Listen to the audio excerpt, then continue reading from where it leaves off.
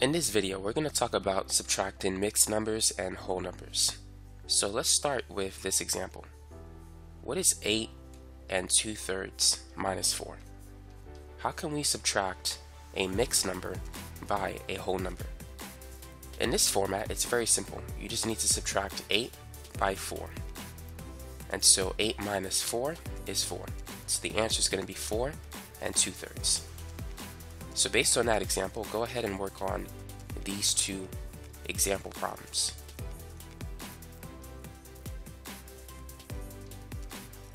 So the next example is simply going to be 7 minus 5, which is 2. And so the final answer is going to be 2 and 1/5. And for the last example, we just got to subtract 9 by 3. And 9 minus 3 is 6. So the final answer will be 6 and 4/7. And so that's how you could subtract a mixed number by a whole number. Now, what if we wanted to subtract a whole number by a mixed number? What do we need to do in this example? So what is 7 minus 3 and 1/4? So what you need to do is basically break down the mixed number. This is equivalent to 7 minus 3 plus 1/4. Now let's distribute the negative sign. So we have 7 minus 3 minus 1/4. Now we need to borrow a 1 from 7. So I'm going to write 7. I'm going to change it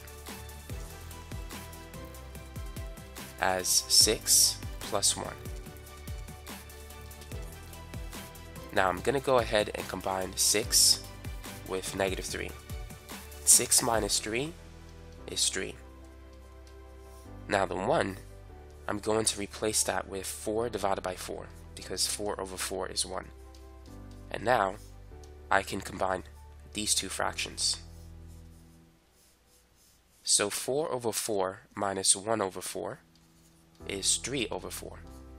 And 3 plus 3/4 is 3 and 3/4 as a mixed number.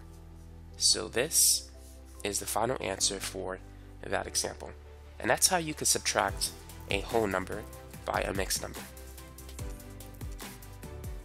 Let's go ahead and work on another example. 8 minus 4 and 2/5. For the sake of practice, you can pause the video and try it. So let's write it as 8 minus 4 plus 2/5. And let's go ahead and distribute the negative sign. At the same time, I'm going to replace 8 with 7 plus 1. So I have 7 plus 1 and then minus 4 minus 2/5. So now I'm going to combine the 7 and the negative 4. So 7 minus 4 is 3, so I have 3 plus 1 minus 2/5. Now let's turn the 1 into a fraction. So we see that the denominator is 5. So we're going to make the 1 5/5. 5/5 is 1, and this allows us to get common denominators. So now let's go ahead and combine these two fractions. 5/5 minus 2/5 is 3/5. So our final answer is 3 and 3/5. For the sake of practice, go ahead and work on these two last examples. Find the value of 9 minus 2 and 3/8 and also 8 minus 3 and 1/7. So I'm going to change 9 into 8 and 1.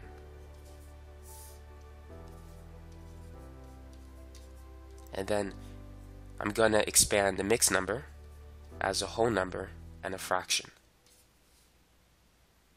So now let's go ahead and distribute the negative sign. So I have 8 plus 1 minus 2 minus 3/8.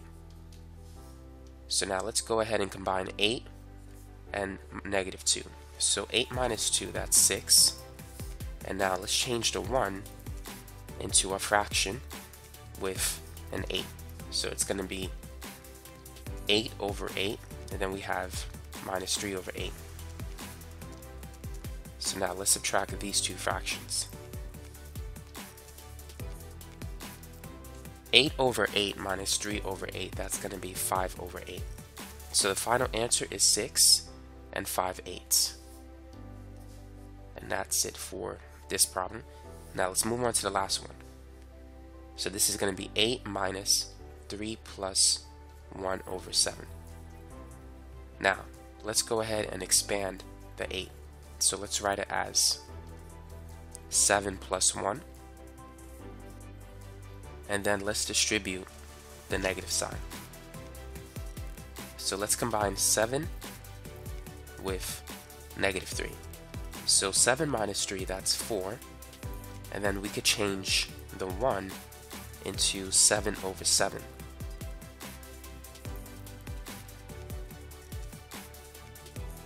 So now 7 over 7 minus 1 over 7, that's going to be 6 over 7.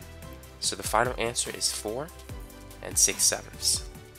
And so now you know how to subtract a mixed number by a whole number.